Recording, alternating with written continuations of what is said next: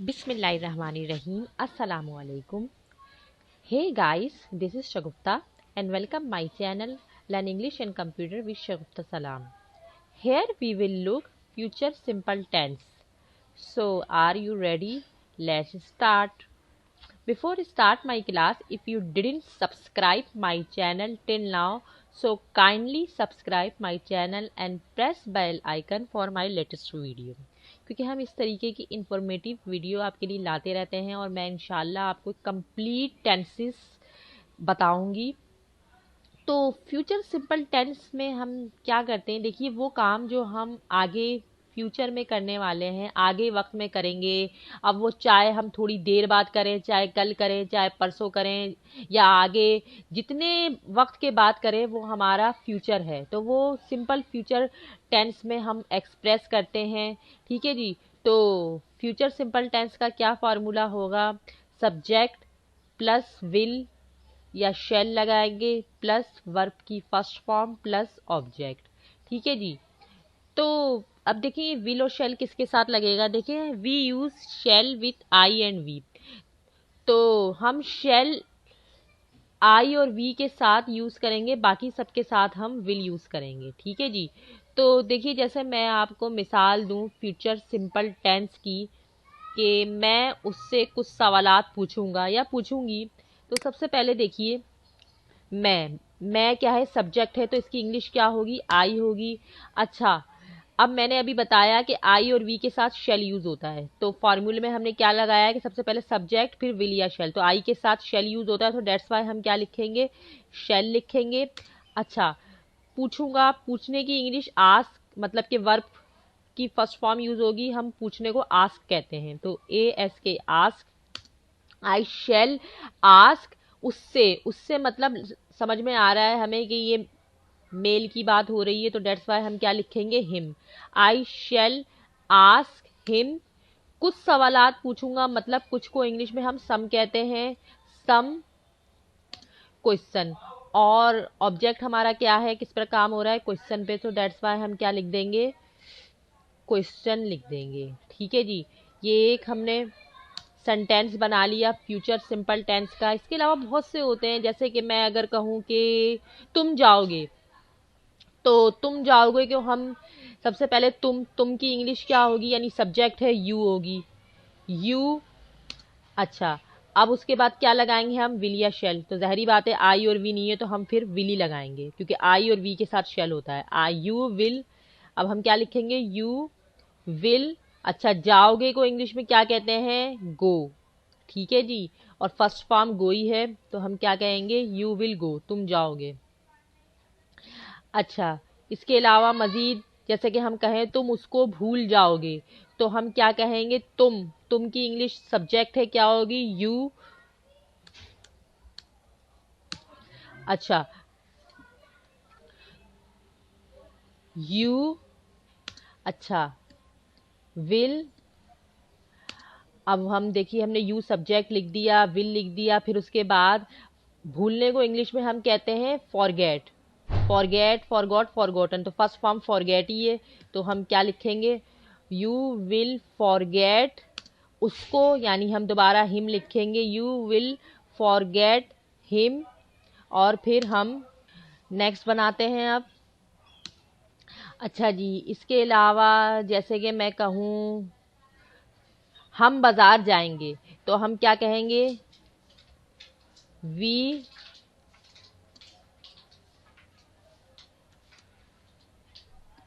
Will go to market. ठीक है जी। देखिए अब हमने ये देखिए वी क्या हो गया, हमारा सब्जेक्ट हो गया, विल लगा दिया हमने फॉर्मूले के मुताबिक, गो मतलब जाना, टू मार्केट। ठीक है। तो अब हम इसका, मैंने आपको काफ़ी मिसालें दे दी फ्यूचर सिंपल टेंस की सिंपल। अब हम फ्यूचर नेगेटिव टेंस की मिसाल देंगे कि अगर हम इसका इंकारिया जुमला बनाना चाहें, तो इसका इंकारिया जुमला यानी नेगेटिव हम किस तरह बनाएंगे। तो हम हेडिंग डालते हैं फ्यूचर इन डेफिनेट नेगेटिव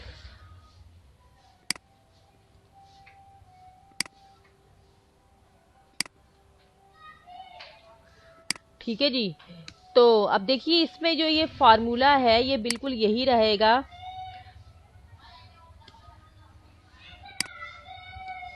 बस हम क्या करेंगे, विल या शैल के बाद नॉट का इजाफा कर देंगे।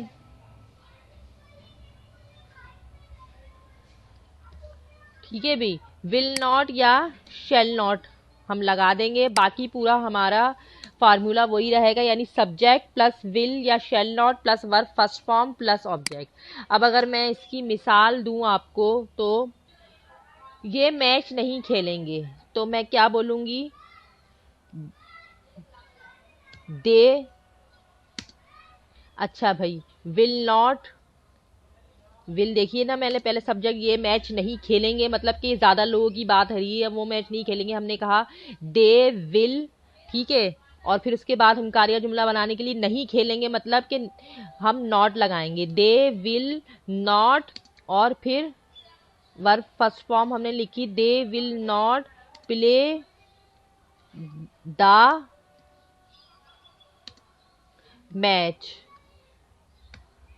ठीक है जी। फिर से फॉर्मेटिंग हम क्लियर कर देते हैं क्योंकि वो हेडिंग वाली फॉर्मेटिंग बनाई हुई थी हमने। अच्छा जी, they will not play the match. इसके अलावा मैं लाहौर जाऊंगा, तो मैं लाहौर जाऊंगा या मैं लाहौर जाऊंगी, तो सबसे पहले मैं लिखूंगी मैं की इंग्लिश आई, और फिर शैल, आई शैल, और नहीं जाऊंगा पहले तो हम कहेंगे मैं लाहौर जाऊंगा, तो हम कहेंगे I shell go to Lahore. ठीक है, आई शैल गो टू लाहौर। लेकिन अभी हमें इसका क्या करना है, इंकारिया जुमला बनाना है, तो शैल के बाद मैंने कहा मैं लाहौर नहीं जाऊंगा या जाऊंगी, तो मैं कहूंगी I shall not go to Lahore. ठीक है जी। अच्छा, इसके अलावा जैसे मैंने कहा मैं ये काम नहीं करूंगा, तो हम क्या कहेंगे, आई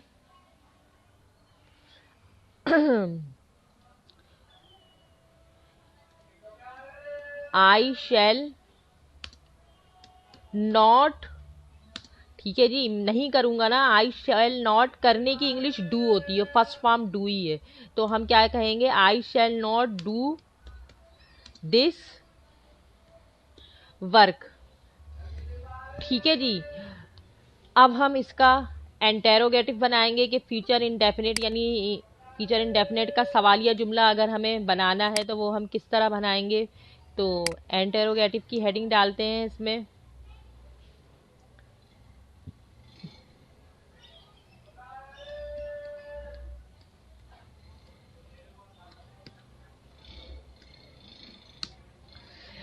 तो उसमें भी ये फॉर्मूला बिल्कुल वही रहेगा, बस हम क्या करेंगे, विल या शेल शुरू में लेके आ जाएंगे, जैसे कि हमने यहाँ ये फॉर्मूला कॉपी किया। अच्छा नहीं, ये तो हमने पहले वाला कॉपी किया हुआ है, ये हमारा फॉर्मूला है।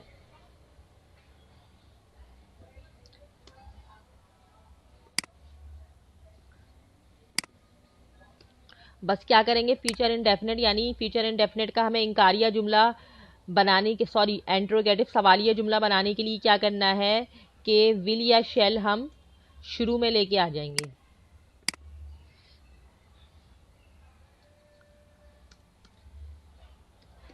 विल या फिर शेल,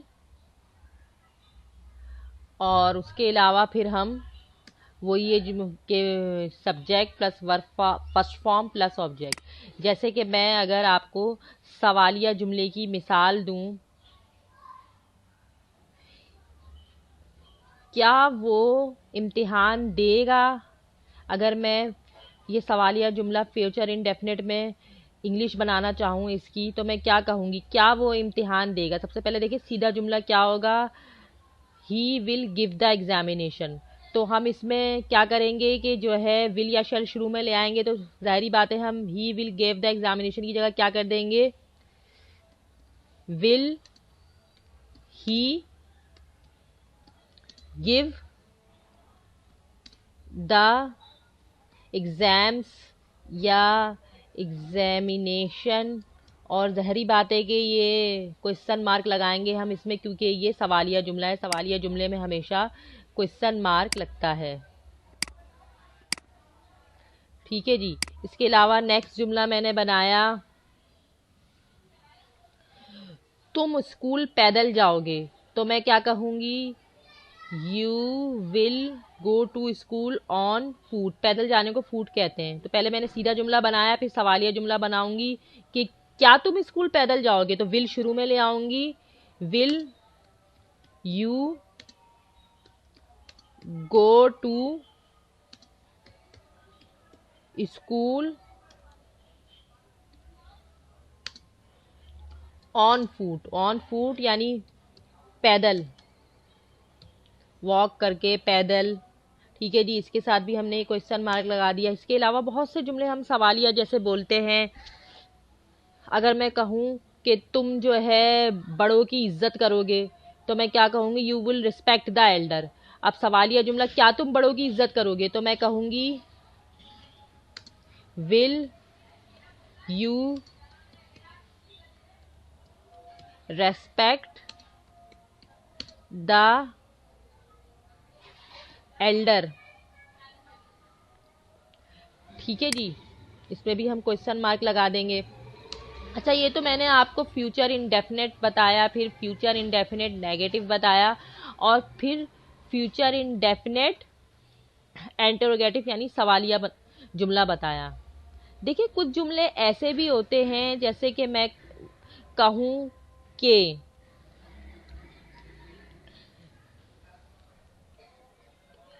क्या आप मेरे हक में वोट नहीं डालेंगे, क्या इंस्पेक्टर हमारे स्कूल का मायना नहीं करेंगे, क्या मैं स्कूल नहीं जाऊंगी, क्या तुम सफाई नहीं करोगी। तो ये क्या होता है, मनफी सवालिया फिक्रे, यानी कि इनको हम क्या कहते हैं, नेगेटिव इंटरोगेटिव सेंटेंस। तो हम इसकी इंग्लिश क्या लिखेंगे, नेगेटिव इंट्रोगेटिव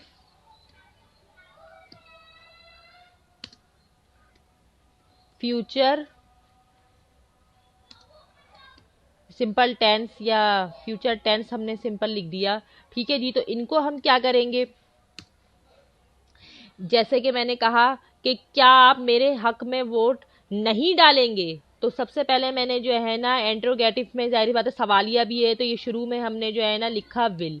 ठीक है जी। तो शुरू में हमने लिख दिया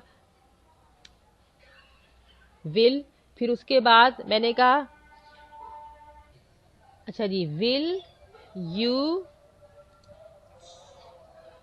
नॉट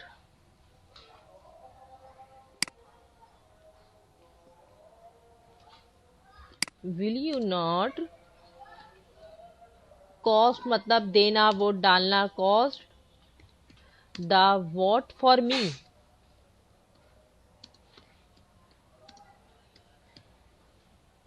ठीक है जी। यानी कि क्या तुम मेरे हक में वोट नहीं दोगे, तो ये कौन सा है, नेगेटिव इंट्रोगेटिव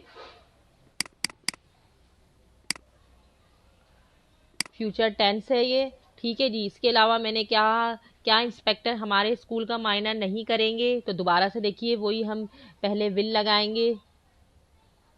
ठीक है। मैंने कहा विल, इंस्पेक्टर है, सब्जेक्ट इंस्पेक्टर है, तो हम क्या लिखेंगे, द इंस्पेक्टर